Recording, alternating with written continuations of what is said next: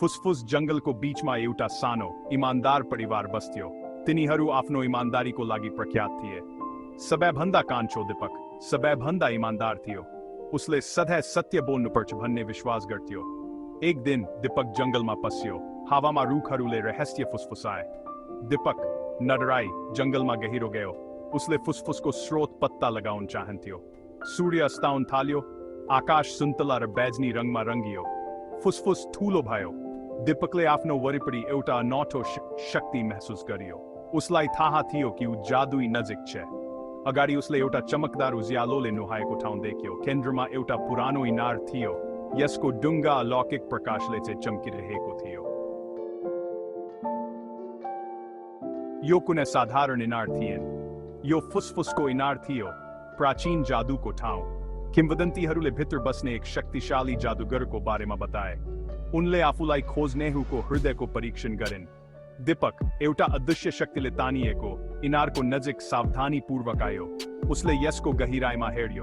पानी चम्कियो। उसको छवि होइन तर ताराहरूको घुमाउरो भोर्टेक्स प्रतिबिम्बित गर्दै। एउटा आवाज प्राचीन र शक्तिशाली इनारबाट गुन्जियो। फुसफुसको इनारमा कसले आउने आँट गर्छ? यो गर्जियो। दीपक अलि डराए पनि अग्लो उभियो। यो म हुँ दीपक, उसले जवाब दियो। उसको आवाज स्पष्ट र बलियो। म भित्र रहेको सत्य खोज्छु।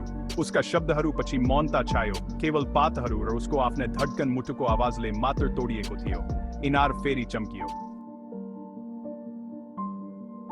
इनारबाट एउटा आकृति उठ्न थाल्यो। त्यो एउटी वृद्ध महिला थिइन्। उनका आँखा जान र शक्तिले भरिएका थिए। उनको लामो चाँदीको कपाल कुहिरोको घुम्टो जस्तै वरिपरि बगिरहेको थियो। यो इनारको जादुगर थियो। सत्य तिमी खोज्छौ? उनले सोधिन्। उनको आवाज कर्कश तर कोमल थियो। फुसफुसको इनारले सत्य प्रकट गर्छ तर बदलामा इमानदारीको माग गर्छ। के तपाईँ मूल्य तिर्न तयार हुनुहुन्छ? दीपक हिचकिचाएन।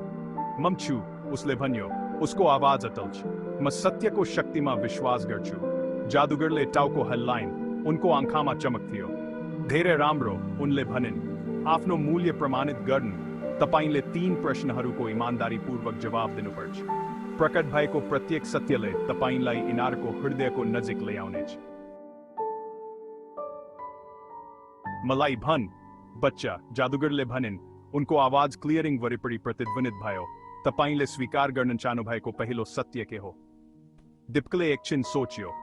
उसलाई थाहा थियो कि उसले आफ्ना कमजोरीहरू प्रकट गर्नु परे पनि पूर्ण रूपमा इमानदार हुनुपर्छ। मैले एक पटक जारबाट थप मिठाई नमागी लिएको थिएन। उसले स्वीकार गर्यो। उसको गाला गुलाबी भयो। जादुगरले ध्यान दिएर सुनिन्। उनको अभिव्यक्ति अप्ठनीय थियो। जब दीपकले बोल्न समाप्त गरे, इनार चम्कियो र पानीको एक थोपा यसको गहिराइबाट उठ्यो। भित्री प्रकाशले चम्किरहेको थियो। इनारले तपाईको इमानदारी स्वीकार गर्दछ, जादुगरले भनिन्। तर तपाईको हृदयभित्र 2 थप सत्य लुकेका छन्। जब तिनीहरू प्रकट हुन्छन् तब मात्र तपाईले भित्र रहेको शक्तिलाई साँच्चै बुझ्नुहुनेछ। दीपकले लामो सास लिए। आफ्नो अर्को चुनौतीको सामना गर्न तयार भयो। जादुगर उनको आँखा अलौकिक प्रकाशले चम्किरहेको उनको दोस्रो प्रश्न सोधिन्। मलाई भन् बच्चा, तिमीले अरू कुन सत्य लुकाएर राखेका छौ? दीपक एक क्षण हिचकिचाए। उनको विगतको गल्तीको भार उनको हृदयमा भारी थियो। उसलाई थाहा थियो कि उस सत्यबाट लुक्न सक्दैन। मैले एक पटक मेरी बहिनीलाई फूलदान फुटाएकोमा दोष लगाएको थिएँ।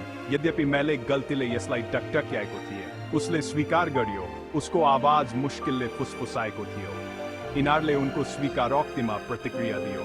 पानीको अर्को थोपा पहिलेको भन्दा पनि उज्यालो चम्किरहेको पहिलोमा सामेल हुनको लागि उठ्यो। जादुगरले टाउको हल्लाइन्। उनको आँखामा अनुमोदनको सङ्केत थियो। अन्तिम प्रश्न हावामा झुन्डियो। प्रत्याशासँग बाक्लो।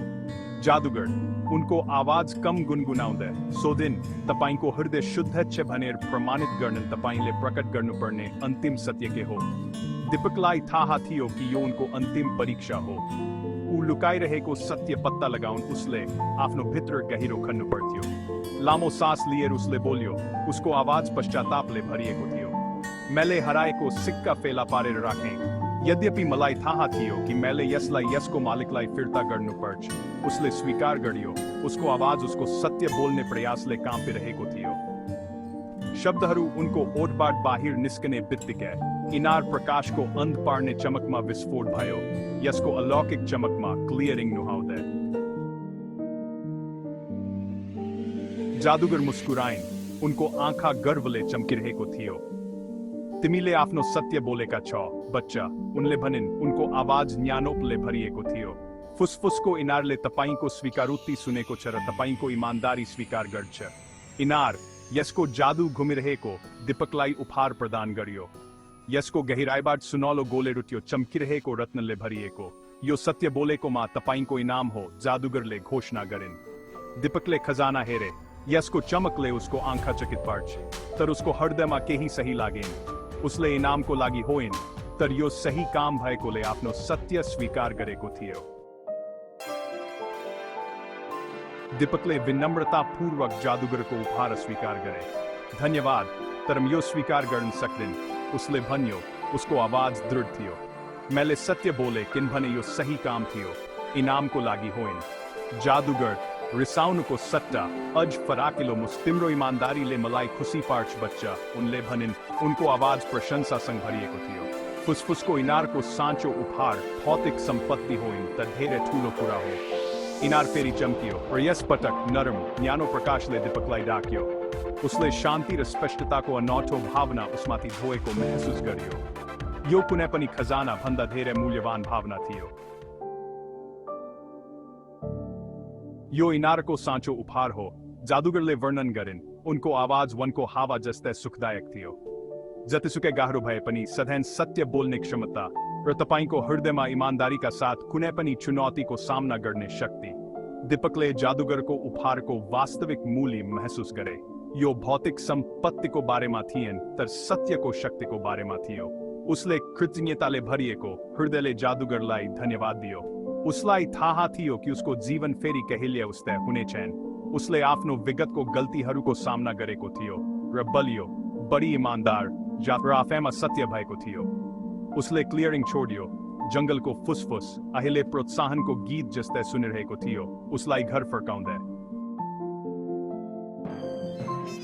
दीपकको जादुगरसँगको भेटको खबर गाउँभरि फैलियो मानिसहरू उसको कथाले छक परे विशेष गरी खजाना अस्वीकार गरेकोमा तिनीहरूले महसुस गरे कि इमानदारी गल्ती स्वीकार गर्दा पनि एक फरक प्रकारको इनाम ल्यायो दीपक एक पटक सत्यवादी केटाको रूपमा चिनिन्थ्यो सबैको लागि प्रेरणा बन्यो उसले आफ्नो जीवन सत्यतापूर्वक बिताउन जारी राख्यो उसका शब्दहरूले नयाँ भार र बुद्धि बोके उनको इमानदारी इनारको जादुले बलियो भएको उज्यालो चम्कियो अरूलाई सत्यको मार्ग पछ्याउन प्रेरित गर्यो फुसफुस वुड्सको गाउँ एक पटक गोप्य र आधा सत्यमा डुबेको परिवर्तन हुन थाल्यो